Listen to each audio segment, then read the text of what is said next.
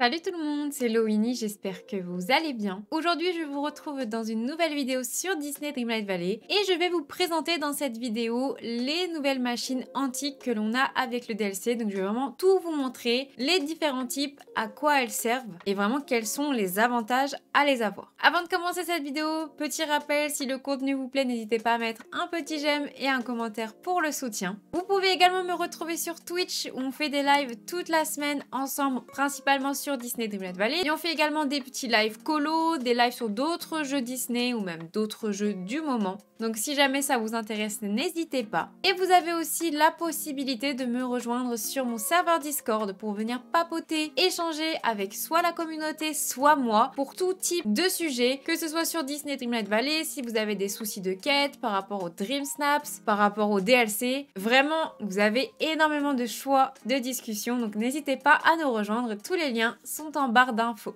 Et maintenant, sans plus tarder, je vous laisse avec la suite de la vidéo.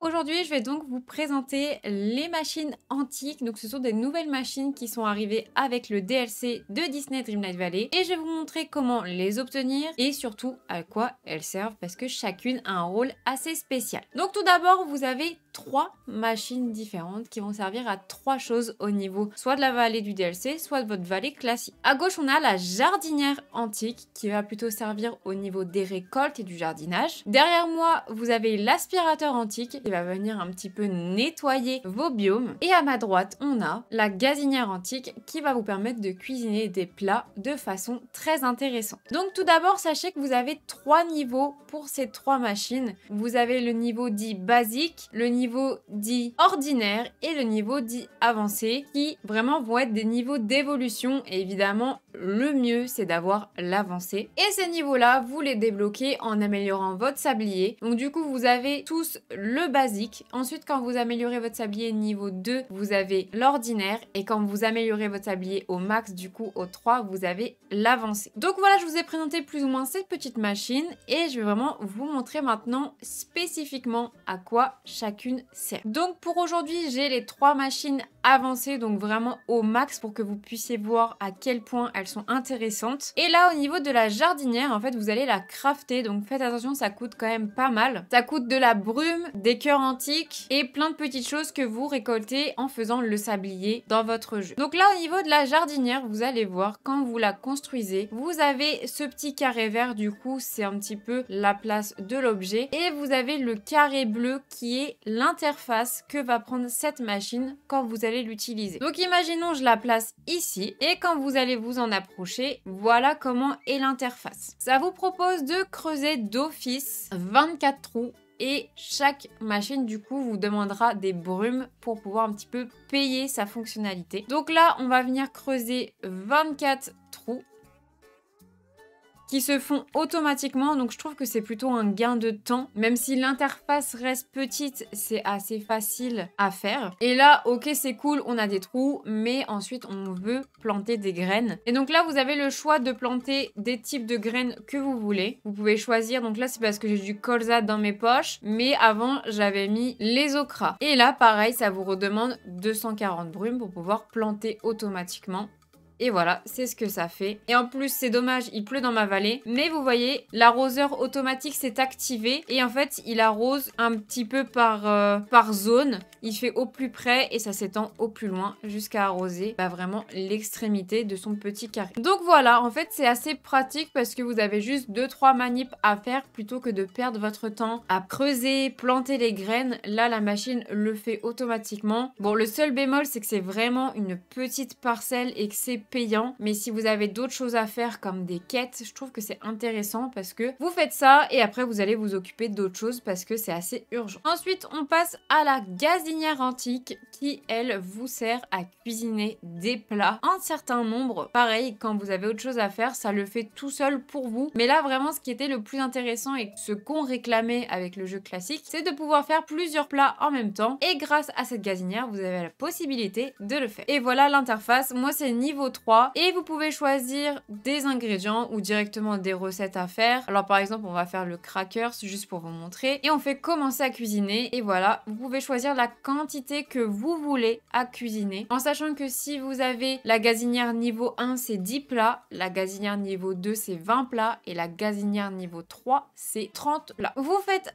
ajouter et vous voyez, j'ai payé 750 brumes et ça va venir cuisiner automatiquement ce que je viens de faire. Donc ça prend quand même un certain temps. C'est pour ça que je trouve ces machines intéressantes dans le sens où quand on a vraiment plusieurs choses à faire en même temps, au moins ça le fait pendant qu'on part faire autre chose finalement. Donc vous voyez, vous avez une jauge de chargement et dès que ce sera à 100%, ça voudra dire que le plat est préparé et ça basculera à droite. Et ensuite, bah, vous pouvez attendre un petit moment jusqu'à avoir les 30 plats de fait. Donc c'est plutôt pratique si vous voulez soit gagner des sous pour pouvoir faire des plats intéressants à la revente comme les gougères aux citrouilles, ou alors si vous avez besoin de plats pour vos énergies ou pour certaines quêtes. Je trouve ça assez pratique et encore une fois, ça nous permet de nous libérer d'une certaine tâche pour aller en faire une autre. Et pour terminer, la troisième machine, c'est l'aspirateur antique qui va venir un petit peu nettoyer vos zones des déchets qu'il y a. Donc par exemple, bah, des petits éléments que nous, habituellement, on peut plus ou moins enlever, il va le faire